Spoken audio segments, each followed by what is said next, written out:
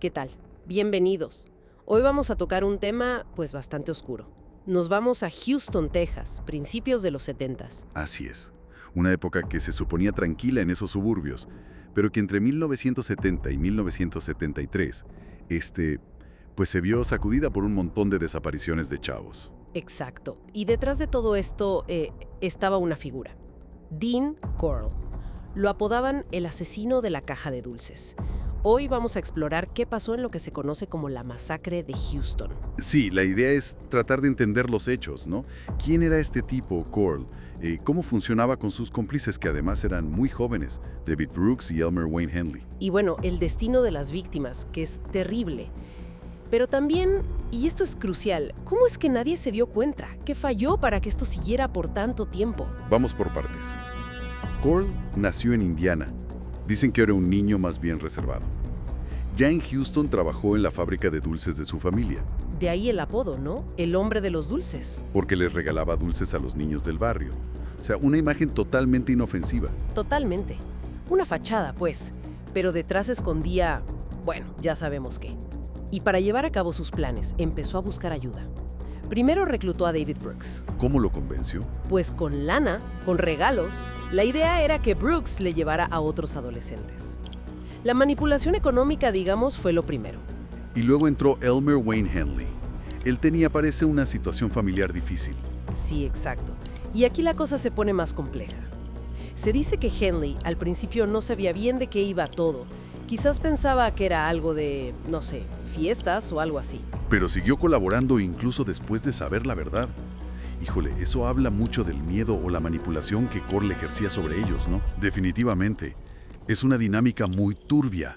Muestra cómo la coacción, el miedo, pueden hacer que un adolescente en una situación vulnerable cruce líneas terribles. El método era engañarlos, ¿cierto?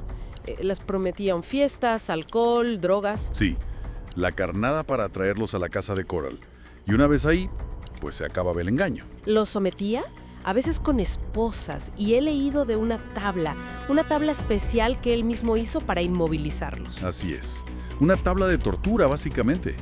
Ahí empezaba el horror.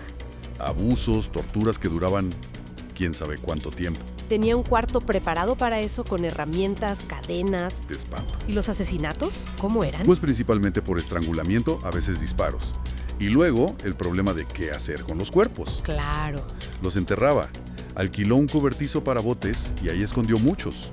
Otros bajo una cabaña, incluso bajo el piso de cemento de una casa. Una logística macabra. Y mientras pasaba todo esto, la pregunta es, ¿y la policía? ¿Qué pasaba con las denuncias? Ese es uno de los puntos más oscuros de todo esto. Parece que había una pasividad tremenda. Simplemente no les hacían caso. Pues en muchos casos sí. Decían, seguro se fugó de casa. Desestimaban las denuncias.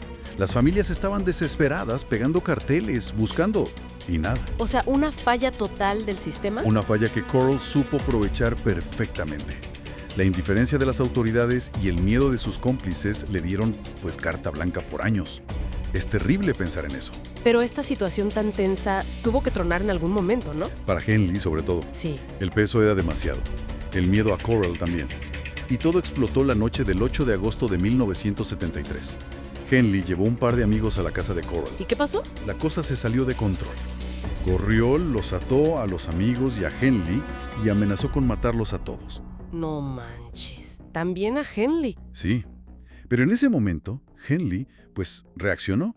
Logró como que calmar a Corriol un momento, le hizo creer que estaba de su lado Ajá. y en un descuido agarró una pistola, una calibre .22, que el mismo Corriol le había dado, y le disparó. 6 veces. Lo mató ahí mismo. Híjole. ¿Y entonces? Llamó a la policía. Inmediatamente. Y confesó todo. Me imagino el shock. Totalmente. Les dijo todo. Los crímenes, su participación y dónde estaban los cuerpos. Al principio la policía como que no podía creer la magnitud de lo que les estaba contando. Claro, sonaba increíble. Pero fueron a los lugares que dijo Henley. Y lo que encontraron fue peor de lo que imaginaban. 17 cuerpos en el cobertizo de botes. 17. 6 bajo la cabaña. Otros en otros sitios. Al final, más de 28 víctimas identificadas. Chicos de entre 13 y 20 años. Muchos eran amigos entre sí, del mismo barrio. Imagínate el golpe para la comunidad. Devastador. No hay otra palabra. Y después de eso vinieron los juicios, supongo. Sí, Henley y Brooks fueron condenados a múltiples cadenas perpetuas. En el juicio de Henley se habló mucho de si fue manipulado, si fue coaccionado.